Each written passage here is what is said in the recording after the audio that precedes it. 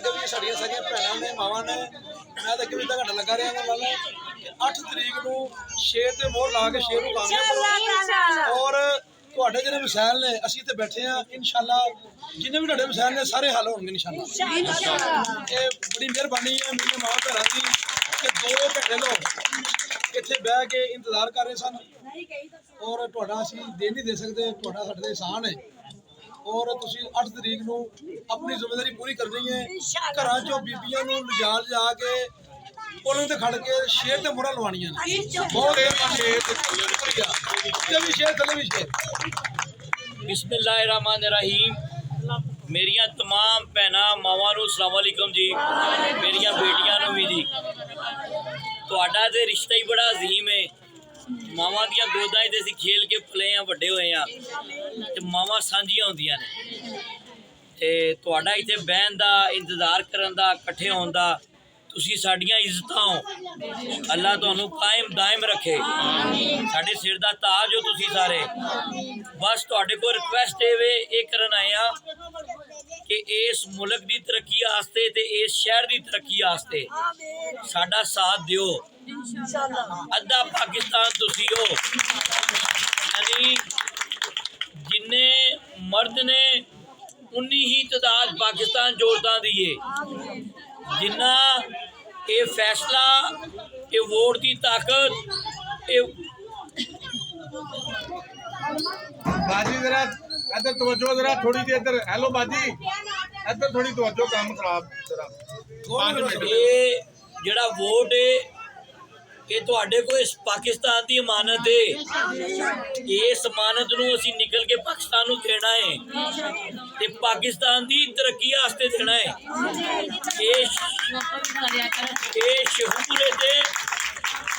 शहूपुरे ते मियां जवेद लतीफ ते मियां अमजद लतीफ का बहुत बड़ा एहसान है ये मैं कहना हुन्ना कि तुहानू साडे को वोट मंगन की लोड़ नहीं पैनी चाहिए असीं अपने आप वोट तुहानू देना है मेरिया बेटियां वास्ते जिहड़ा हुण कॉलेज बनाता है वीर बादशाह कॉलेज शायद मेरे तो पहले भी इत्थे किसी ने गल कीती होवे मियाँ साहब का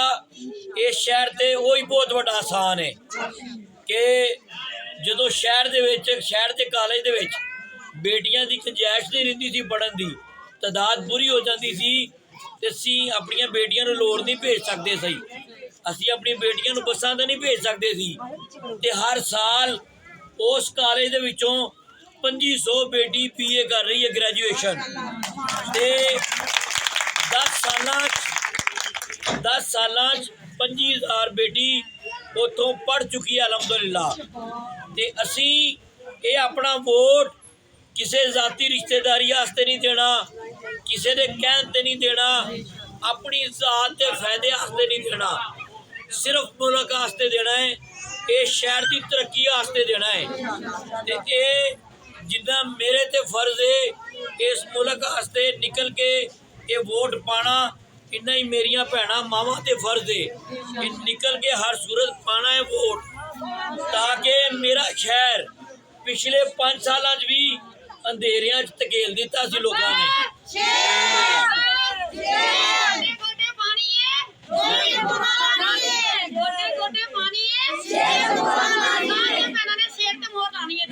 बारिश का भी मौसम हो गया है मैं अपनी गल नूं मुख्तसर करदा तुहाडे जाना है गैस का भी किन्ने ते मामला है जाके कुकिंग करनी है सिर्फ बार बार एक रिक्वेस्ट है 8-10 दिन रह गए ने अपनियां मसाइयां नूं मिलन वालियां नूं अपनियां दोस्तां नूं मेरियां बेटियां जिहड़ियां ने ये पूरी कंपेन करो क्या जिहड़े नवे पाकिस्तान वाले आए सन इन्हां साडे को पुराना पाकिस्तान भी नहीं रहन दिता लुट के खा गए ने 2017 मेरा वतन बड़े अच्छे हालत सी हर शय सस्ती थी अज सब्जी पकानी औखी हो गई है सब्जी वास्ते 1000 का नोट लग जाता है ते ना गरीब को रोजगार है ना कुछ पकाने वास्ते वे ये पाकिस्तान का पूरा हाल करता नवे पाकिस्तान आ रहा ते लिहाजा दोबारा कोई गलत फैसला ना लेना कि जेड़ा अगले 5 सालों की भी बर्बादी ला दे सिर्फ 5 सालों की बर्बादी नहीं लेंदी